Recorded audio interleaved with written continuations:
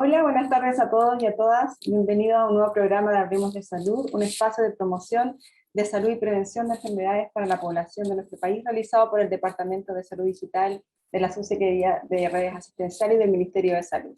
Mi nombre es Eva Guzmán y en esta edición, a través de una voz experta, conoceremos todos los detalles en torno al cáncer de riñón, sus causas y posibilidades, ¿cierto?, de prevención, a propósito de que este 21 de junio se conmemoró el Día Mundial contra esta enfermedad.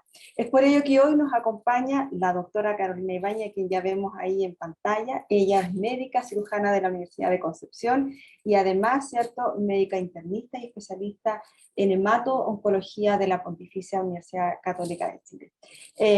Doctora, agradecerle su presencia, que nos acompaña el día de hoy para conversar de este tema, ¿cierto?, interesante, muy relevante para la salud de todos nosotros, y por darse el tiempo, ¿cierto?, de responder a las preguntas, las inquietudes de la población general en este espacio de Hablemos de Salud, y al que le damos la más cordial bienvenida.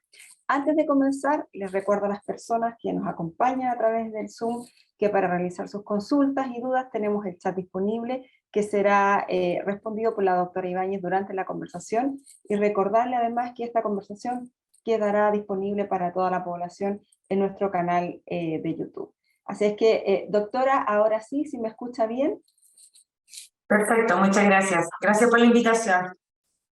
No, gracias a usted, doctora, por acompañarnos hoy día y poder comenzar, ¿cierto?, hablando sobre este tema, como lo decíamos en el inicio, que se conmemoró el día 21 de junio, y contextualizar esta conversación, doctora, y que nos cuente y que nos explique, ¿cierto?, brevemente qué es y cuál es la función o el rol de este órgano tan importante como es el riñón en nuestro organismo. Bueno, el riñón, como bien dice, es un órgano sumamente importante. Es el que hace el clearance, la limpieza de todos los detritus, que permite que nuestra sangre sea de alguna manera purificada y permite eliminar todas estas sustancias tóxicas a través de la orina. Entonces, el clearance, el funcionamiento, la capacidad de clarificar, si lo queramos mirar de una manera más sencilla, es esa.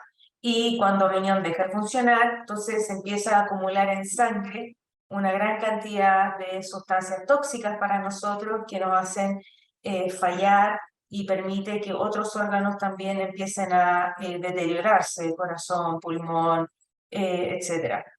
Una parte del riñón también está involucrada en la producción de la sangre, ya algunas hormonas, algunas sustancias producidas permiten que también nuestra sangre que se produce en la médula ósea está también vinculada con la función del riñón. Así que es muy, muy importante, sobre todo su funcionamiento de clearance, de limpieza, de, de esta filtración de detritus. Así vemos, doctora, y ahora que ya sabemos, ¿cierto?, más o menos en qué consiste y qué funciones tiene este órgano tan importante en nuestro cuerpo, le preguntamos qué es el cáncer de riñón. Muchas veces, ¿cierto?, lo escuchamos de familiares, de personas que conocemos, ¿cierto?, y nos preguntamos cómo afecta esta enfermedad a este órgano. Cáncer de riñón es una enfermedad, como bien dice, neoplásica, que se genera en el parénquima del riñón. El riñón en sí consta de una parte que es la parte como más funcional, donde están los glomérulos, donde está toda esta estructura que permite esta filtración, y otra parte que es la pelvis renal, que pasa a ser parte más bien del urotelio, y su manejo es totalmente distinto, y a veces se puede confundir. Pero cuando nosotros hablamos de cáncer de riñón, hablamos del parénquima del riñón, ¿ya? Y es ahí donde se origina el cáncer habitualmente. Podemos tener otros tipos de urotelio, pero estamos hablando de otra patología totalmente distinta y de comportamiento también totalmente distinto. Doctora, si nos puede explicar mejor o más en profundidad, ¿cierto?, a qué se refiere cuando hablamos del parénquima. Hablamos de la parte del riñón como más gordita, si lo quieren ver en una imagen, ¿ya? Que es la zona donde está toda la funcionalidad de filtración y de generación de otras sustancias que a nosotros nos favorecen y nos ayudan, pero la principal función se genera ahí, en esa zona, ¿ya? En la zona donde está la funcionalidad del riñón como órgano, ¿ya? Si tuviera una foto, pucha, qué lástima no la traje ahora, pero es como la parte gordita que aparece en todos los libros, no es la zona de la parte central del riñón por donde se excreta y que se une al uréter y posteriormente a la vejiga, sino que es la zona carnosa, si lo quieren ver como un órgano, cuando ven a los animales, esa es la parte, es el riñón propiamente tal, ¿ya? Es esa parte. Perfecto. Doctora, el cáncer de riñón, así como otras enfermedades que hemos ido conociendo y como otros tipos de cáncer, ¿es algo que se pueda prevenir? Es compleja la pregunta porque la verdad sí se puede prevenir cáncer como tal, porque los factores de riesgo se comparten con otras patologías, como el tabaquismo, hábitos de vida, etcétera, que inducen a otros tumores también, ciertos contaminantes, ciertas sustancias que son nocivas, que nos ayudan y también aumentan el riesgo de otro tipo de cáncer. Entonces es bien genérico esa forma de poder prevenir un cáncer de riñón. No porque yo deje de fumar voy a prevenir solo cáncer de riñón, sino que también se previene cáncer de pulmón, cáncer digestivo. Todos los cánceres están relacionados con tabaquismo. El riñón no queda exento de eso.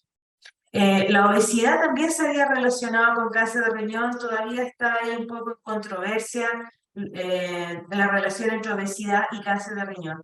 Y lo otro es ya una cosa más bien genética, hereditaria, donde pudiera la persona con antecedentes familiares específicos de cierto gen, que estoy hablando menos del 1% de las posibilidades de un cáncer de riñón, o sea, estamos hablando de la cosa muy extremadamente infrecuente, esas personas probablemente tienen que hacerse algún estudio, consejería y un monitoreo distinto. Pero lo habitual es que sean esporádicos y que se asocien más bien a agentes contaminantes. Pero, doctora, precisamente lo que usted comentaba, ¿cierto? Hay ciertos factores que inciden en la aparición de esta enfermedad. Y en ese sentido, ¿cuáles son los factores de riesgo principalmente que pueden influir en el cáncer de riñón? Están los factores de riesgo para que aparezca la enfermedad y están los factores de riesgo para que la enfermedad evolucione mal, ¿ya? Pero como factores de riesgo siguen siendo los que te mencioné, porque también había una historia de diálisis, cáncer de riñón de hipertensión, y cáncer de riñón de diuréticos tiacídicos, y cáncer de riñón. Pero todo eso queda un poco en la balanza de juicio, que no es tan claro que estén tan relacionados directamente, ¿ya? Y enfermedades poliquísticas, por ejemplo, también se había hablado de cierta relación con, como factor de riesgo cáncer de riñón, algunas enfermedades autosómicas muy infrecuentes, esclerosis tuberosa, también, por eso quizá dentro de la patología es la que más correlación tiene con la producción, pero estamos hablando de una enfermedad genética muy infrecuente que se da en la infancia y que probablemente va a debutar con otro tipo de síntomas, convulsiones, son enfermedades que producen muchos tumores benignos y dentro de eso tienen una mayor predisposición a hacer cáncer de riñón. Pero como factor ambiental sigue siendo el tabaquismo la principal causa, más que los pacientes que están en diálisis, ¿ya? Siempre se habla que la diálisis y cáncer de riñón. No, lo que pasa es que la probabilidad es muy baja, de 1,6%, muy baja, y estamos hablando a 7 años. Son estudios antiguos, de casi del 2010, 2011, donde se hizo un análisis retrospectivo de todos los pacientes que tenían diálisis en seguimiento a largo plazo, y más o menos como a 7 años había 1,6 por ahí de pacientes que se encontró cáncer de riñón en su evolución, pero es infrecuente y es porque se están asociados a enfermedades poliquísticas que se desarrollan y de ahí nosotros encontramos tumores renales en esa población. Por eso no es tan clara que una paciente en diálisis crónica vaya a ser un cáncer de riñón porque está en diálisis. No, no quiero que se queden con eso en la mente, porque lo van a tomar como factor externo, y la principal causa es el tabaquismo, principal, lejos. Perfecto. Doctora, y así como le preguntaba, ¿cierto?, por estos factores de riesgo que pudieran influir en esta enfermedad, ¿existen factores protectores frente al cáncer de riñón? Los cambios de hábito, nuevamente vamos a lo mismo, dejar de fumar, bajar de peso, controlar buena presión arterial, tratar de exponerse al mínimo a sustancias tóxicas, benceno, disolventes, pintura, ese tipo de cosas que son muy tóxicas en general para pulmón, tubo digestivo y riñón también. O sea, cambios de hábitos son los mejores, que disminuyen el riesgo de cáncer de riñón. Personas, hoy en día vemos la obesidad en Chile es brutal, y parece no cambiar, estamos cada día peor. Y obesidad y cáncer van de la mano, es la tormenta perfecta para cualquier tipo de cáncer, mama, sobre todo en las mujeres, endometrio, próstata, colon y riñón. Y el tabaquismo. Entonces son los cambios de hábitos los que de alguna manera nos van a ayudar a favorecer la disminución de la incidencia de este cáncer y otros más. Clarísimo, doctora. Doctora, ¿cuáles son los principales síntomas? Sabemos que todas las personas son diferentes, pero ¿cuáles son los síntomas en general que se podrían evidenciar cuando ya la persona se está cursando con la enfermedad o los inicios del cáncer de riñón? Mira, cuando el cáncer de riñón da síntomas, generalmente es un tumor grande, porque hay muchos que son diagnosticados de manera esporádica, porque una ecografía por otro motivo y se encontró ahí un tumor pequeño. Pero cuando el tumor renal da síntomas, o es un tumor que invadió la pelvis del riñón y generó hematuria, sangramiento en el pipí, o es un tumor grande que compromete otros vasos o nervios o la cápsula, y eso genera dolor lumbar, o dolor como es un dolor pesado, continuo, constante, mantenido, ¿ya? O puede producir síntomas derivados como paraneoplásicos, a veces hay hipercalcemia, y el síntoma de la hipercalcemia lo que da, que lleva al diagnóstico de cáncer de riñón por metástasis en los huesos. Entonces estamos hablando de un tumor muy avanzado. Entonces es difícil hacer el diagnóstico en etapas precoces por screening. No se sugiere el screening de cáncer de riñón, no se sugiere el tamizaje, ¿ya? A menos obviamente que tenga una historia familiar muy potente, que tengamos mutaciones en ciertos genes como el gen con Lindó, etcétera, pero de lo contrario no se sugiere. Se sugiere cambio de hábitos de vida y una vida sana, una alimentación sana y balanceada. Entonces, síntomas que siempre hablan de, la literatura siempre enseña, dice, no, paciente con dolor lumbar, con hematuria, con masa palpable, cáncer de riñón. Esta cuestión no se ve nunca, no se ve nunca. Lo diagnosticamos porque el paciente empezó con un dolor lumbar, se empezó a estudiar, lo más frecuente es que sea un lumbago también, no un cáncer de riñón. Y de ahí empieza la derivación, o por los síntomas cuando la enfermedad está muy avanzada. Doctora, y en ese caso, ¿cierto? Como usted mencionaba, se confunde muchas veces con otros diagnósticos. ¿Cuándo la persona debe preocuparse y debe consultar frente a un síntoma, ¿cierto?, que probablemente sea mucho más sugerente de cáncer de riñón? Claro, sangre en el pipí siempre, ya hematuria, pipí con sangre, siempre, siempre debe consultar. Eso no es normal, nunca, nunca. Bajas de peso inexplicable. Cáncer de riñón no es de los tumores que las personas las consuman tanto como otros tumores digestivos, por ejemplo. Pero sí, bajas de peso inexplicable deben hacer consultar a una persona. Persona que mantiene un hábito de vida continuo y que de repente empieza a bajar gradualmente y rápidamente, debe consultar en busca. No estoy diciendo que eso orienta a cáncer de riñón, sino que es un síntoma muy general que es importante estudiar, ¿ya? Pero para cáncer de riñón, el síntoma más importante es la hematuria.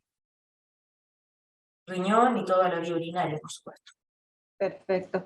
Doctora, ¿cuáles son los tratamientos que hoy día pueden acceder las personas hoy día en nuestro país frente a un cáncer de riñón? Me imagino yo que dependiendo de la etapificación de la enfermedad, ¿y cuál es el pronóstico hoy día que estos tratamientos pueden otorgar, ¿cierto? en la expectativa de vida y de la evolución de la enfermedad.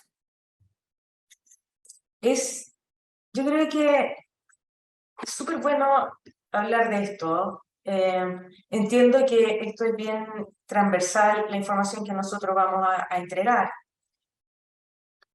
Y si bien es cierto, cáncer de riñón no es una enfermedad tumoral neoplásica muy frecuente, dentro de las 10 primeras no está tan como el número 12, el número 10 ahí, dependiendo de dónde uno lo busque, ¿ah?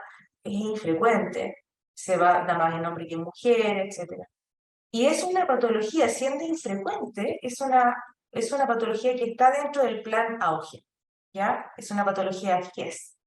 Eso también es relevante porque como patología GES cubre el diagnóstico, cubre la cirugía en etapas precoces y cubre ciertos tratamientos, como patología GES.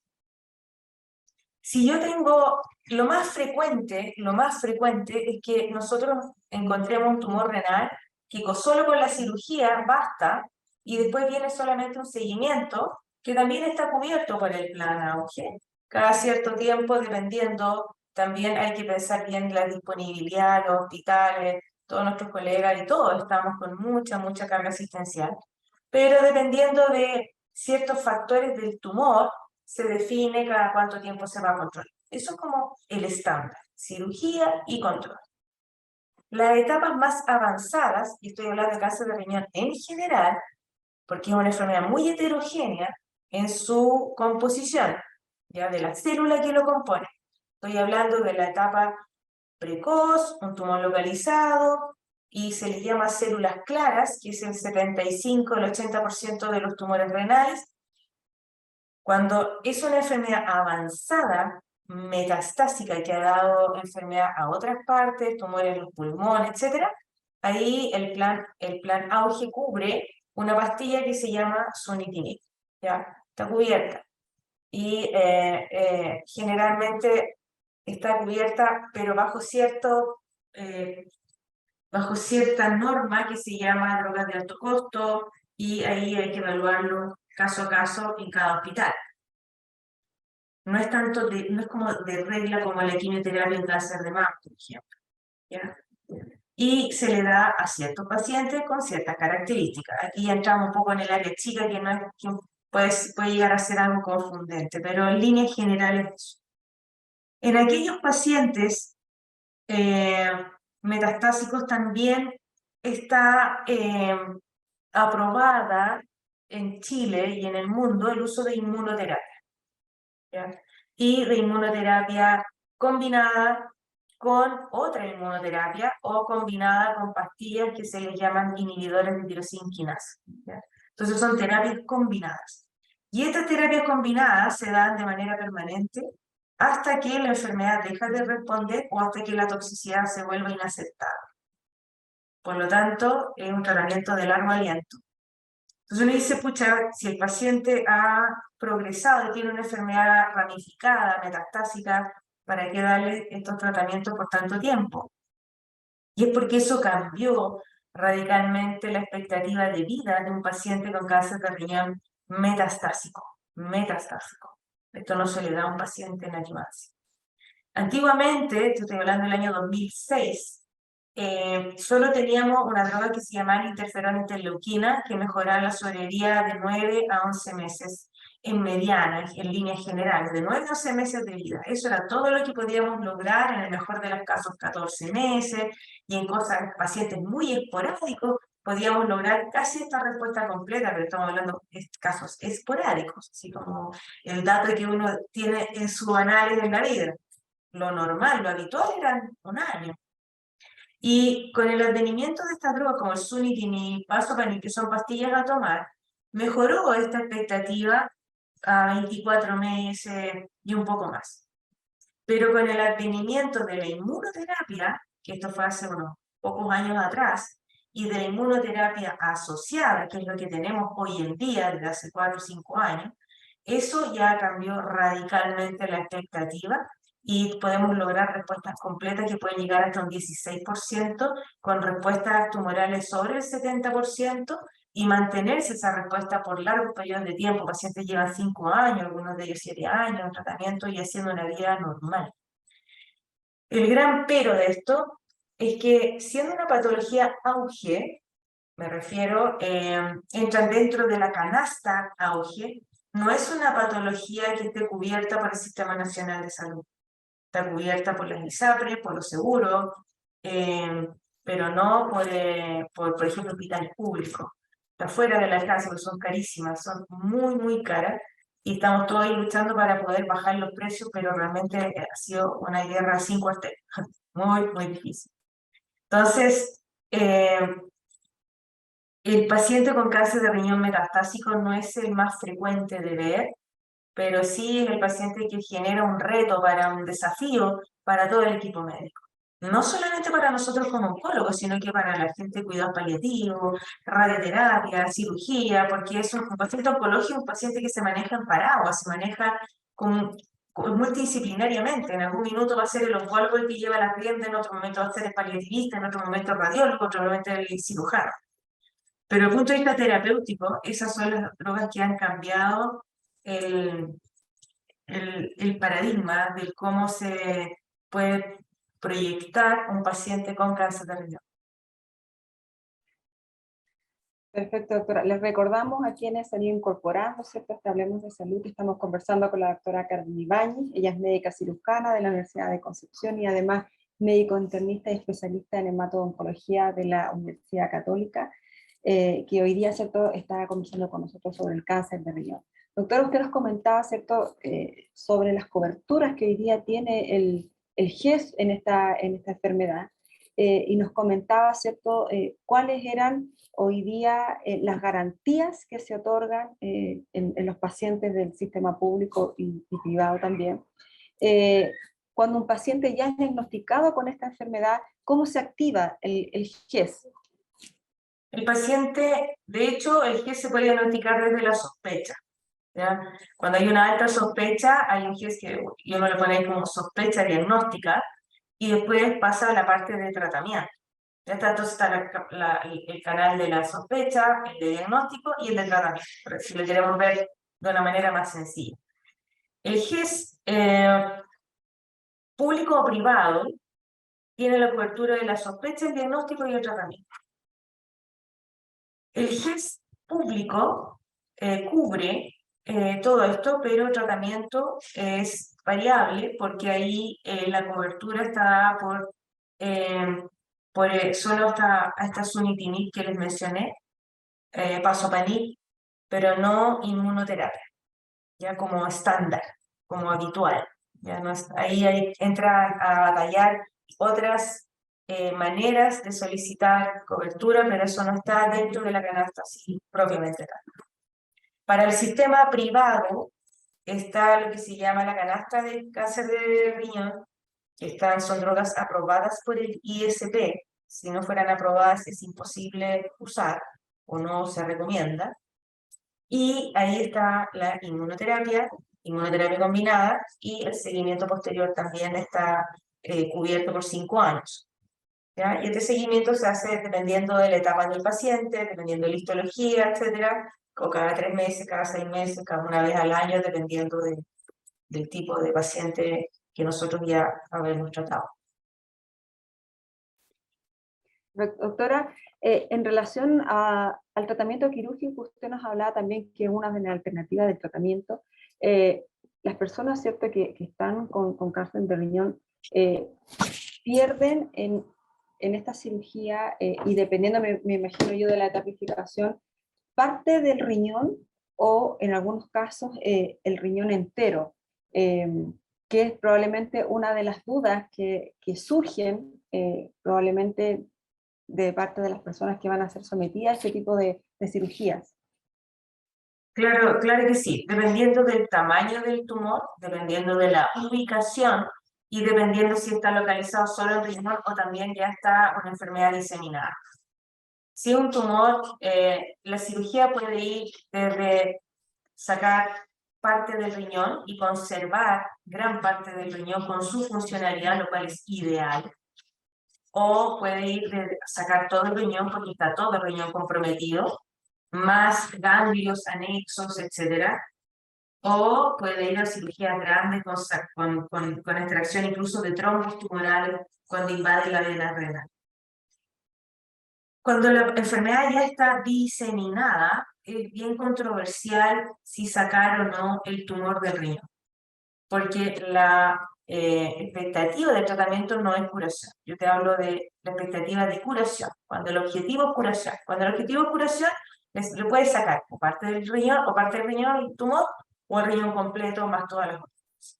Pero cuando es paliativo, la cirugía renal es bien controversial y se va a hacer principalmente cuando esto está doliendo, cuando sangra o cuando está generando complicaciones como trombosis locales o trombosis a distancia. Ahí se saca, si no, no. Porque si el paciente no se va a curar, someterle a una cirugía de esta magnitud puede que no tenga mucha utilidad y sea más complicado para el paciente. Pero si el tumor está localizado en alguno de los polos renales, los cirujanos son súper hábiles aquí en Chile, los urólogos son los que operan esto, y ellos pueden sacar el tumor con parte del riñón y quedar mucho riñón funcional, y eso es muy bueno para el paciente, le implica una vida absolutamente normal el resto de su vida. Precisamente, doctora, sobre ese tema, ¿cómo cambia la vida, el estilo de vida, la rutina de las personas, ¿cierto? Que son sometidas a este tipo de cirugía, ¿cierto? Manteniendo, como decía usted, si se activa completamente o parcial. ¿Cómo es, digamos, el diario vivir de las personas que son sometidas a este tipo de cirugía y cuáles son digamos, las perspectivas de sobrellevar una vida normal, como lo decía usted? Va a depender mucho de la etapa en la que está la enfermedad. Si es una etapa con intención curativa, cuyo tratamiento todo tiene intención curativa, el paciente retoma su vida normal, absolutamente normal. Trabaja, estudia, lo que sea, normal. Solo tiene que controlarse cada cierto tiempo de acuerdo a lo que se haya estimado en el lugar donde se esté tratando, ¿ya? Y eso es muy importante, el control, el seguimiento. Eso es muy importante, sobre todo porque las recurrencias se dan los primeros 5 años. Ya pueden haber recurrencias tardías, sí, pueden haber recurrencias tardías, pero las más frecuentes son los primeros 5 años. Pero el paciente hace una vida absolutamente normal. Incluso pacientes que se les saca el riñón completo también hacen vida normal. Tienen que restringir, eso sí, el uso de antiinflamatorios no esteroidales que pueden dañar el riñón y algunos otros medicamentos que pueden dañarlo, y ahí uno los educa para eso. Aquel paciente que es metastásico también es bien interesante, porque aquí la gama es muy amplia. Tenemos pacientes que estando en tratamiento hacen una vida absolutamente normal, ya sea con drogas orales o con inmunoterapia. Y están aquellos pacientes que la enfermedad es tan agresiva y tan complicada a nivel de otros órganos, por ejemplo pulmón, pueden haber metástasis al cerebro, pueden dar compromiso óseo difuso, entonces ellos probablemente van a necesitar mucho apoyo, van a necesitar un equipo de cuidados paliativos que los esté guiando y apoyando en su casa y en el hospital donde ellos estén manejando, y es totalmente distinto. Es un paciente cuya capacidad funcional está más limitada y que va a requerir apoyo. Pero ese no es el frecuente. Lo más frecuente que estamos viendo hoy en día, que es lo que nos permite los tratamientos actuales, es que el paciente siga una vida casi normal, prácticamente normal, lo cual es muy bueno, muy bueno. Reinsertarse en la sociedad como una persona laboralmente activa es extraordinario. Menos gasto Claro. para... Sí, doctora, y respecto de la alimentación de estas personas, ¿se modifica, se mantiene? ¿Cómo es la alimentación que se debe seguir después de este tipo de cirugía? En general va a depender un poco de varias cosas. Por ejemplo, si se hizo una nefrectomía, se sacó todo el riñón y quedó solo con un riñón, entonces ahí le hacemos que lo vea el nutriólogo y le haga un ajuste de la nutrición para no generar una impronta en el otro riñón que pueda dañarlo con la nutrición, con el tipo de alimentación que lo puede dañar. mucha carga proteica, mucha sal, etcétera, que lo puede dañar. Entonces ahí hacemos una guía para que el paciente cambie sus hábitos. Aquí el paciente que queda con ambos riñones, o con un riñón y un poco más del otro, les decimos que igual cambie ciertos hábitos. ¿Ya? Ojalá una vida más basada en verduras, en frutas, un poco más sana, las carnes tratar de evitarla dentro de lo que le permite, y bajar de peso los gorditos y dejar de fumar de frentón a aquellos que fuman. O sea, eso para siempre. Soy el diagnóstico cáncer y nunca más fumó, ojalá. ¿Ya? Ejercicios, ¿ya? Que los pacientes caminen, que sean activos, que no se queden de manera pasiva en la casa, que no sean, no, todo lo contrario, siempre los estimulamos a que caminen, que hagan una vida activa, aún están en tratamiento, que hagan vida activa. Eso les cambia mucho la capacidad de enfrentar su enfermedad, de mostrarse hacia el mundo también, de ser aceptados como tal, y de ser apoyados. Totalmente distinto a una persona que ahí un poco melodramática y que prefiere quedarse en la casa y al final no tiene nada por qué quedarse en la casa. No tiene síntomas de enfermedad, no tiene progresión de enfermedad, una enfermedad controlada, sin síntomas derivados de los tratamientos, sin toxicidades. Esa persona es laboralmente activa. Y eso es lo que más nosotros los empujamos a que se mantengan activos todo lo que se pueda. Obviamente con un límite. Obviamente tiene un límite. Perfecto, doctora.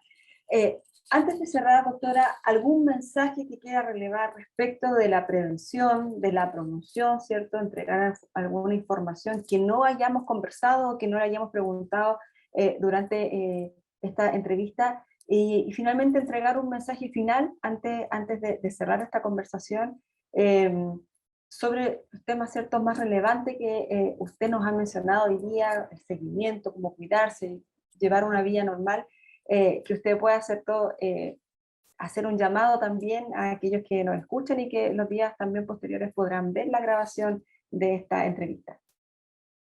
Yo creo que, me imagino, pues estoy suponiendo, como buena suposición, me puedo equivocar, pero supongo que han entrevistado a varios otros oncólogos de otras patologías. Entonces, y yo creo que todos coincidimos en algo, y que son los cambios de hábitos de vida. La genética del cáncer es muy infrecuente, el cáncer heredado. ¿Ya? Es cierto que el cáncer es una enfermedad de los genes, pero no es una enfermedad heredada. ¿Ya? Por lo tanto, son las conductas propias, personales, las que inciden en esta alta frecuencia que tenemos de cáncer hoy en día. El tabaquismo, la obesidad, la mala alimentación, el sedentarismo, el consumo de drogas, de otras drogas, la contaminación. Pero el común denominador de las personas no les gusta mucho hacerse cargo de sus responsabilidades. Entonces dicen, es la contaminación, pero se les olvidó que están gordos, que están hipertensos, con trastornos metabólicos y que fuman. Entonces, mi principal mensaje es, por favor, tengan conciencia de que este cuerpo se enferma, y no es que se enferma porque otros lo enfermaron, es porque nosotros lo enfermamos.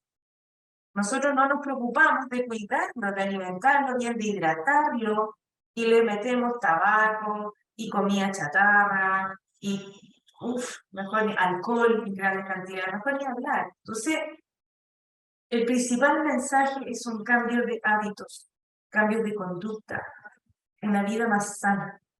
Eso cuesta mucho, y en Chile ha sido brutal el cambio que hemos tenido en los últimos 5 años. Yo pensaba que los mexicanos eran obesos, pero nosotros estamos por sobre los mexicanos, sobre los americanos. Entonces, el principal es cambios de hábitos de vida, cambios de conducta, de hábitos nocivos. Y si una persona tiene pipí con sangre, consultar inmediatamente. Eso es anormal aquí y en todas partes del mundo. Orina con sangre. Ahora, no estoy diciendo que la orina con sangre es cáncer. lo más probable es que sean cálculos, cosas benignas, cálculos, infección urinaria, pero nosotros como oncólogos estamos muy sensibles a eso. Cambio, orina con sangre, baja de peso inexplicable, dolores lumbares, siempre pueden investigar. Con una ecografía, cosas sencillas, no se necesita un PET scan, no exámenes tan radicales. Así que ese sería mi principal mensaje. Casos de riñones infrecuentes. Si hace pipí con sangre, muy probablemente va a ser cálculo de una enfermedad benigna en primera prioridad, pero tiene que consultar. Y se da... Clarísimo, doctora. Sí, Sí, fuente. Y en la sexta década, no es tan de gente joven, es como de gente de quinta, sexta década de la vida, más hombres que mujeres. Eso. más que claro, doctora, nos quedan sus recomendaciones y sobre todo lo que usted nos ha recalcado, ¿cierto? Cómo cuidarnos de llevar una vida sana, saludable, que nos ayuda, ¿cierto?, a mantener nuestra salud. Así que, doctora, le agradecemos por su tiempo, por este espacio y por ayudarnos a concientizar y a entender mucho mejor también sobre esta enfermedad y a la población que la escucha también y que la va a escuchar también en los próximos días respecto del cáncer de riñón.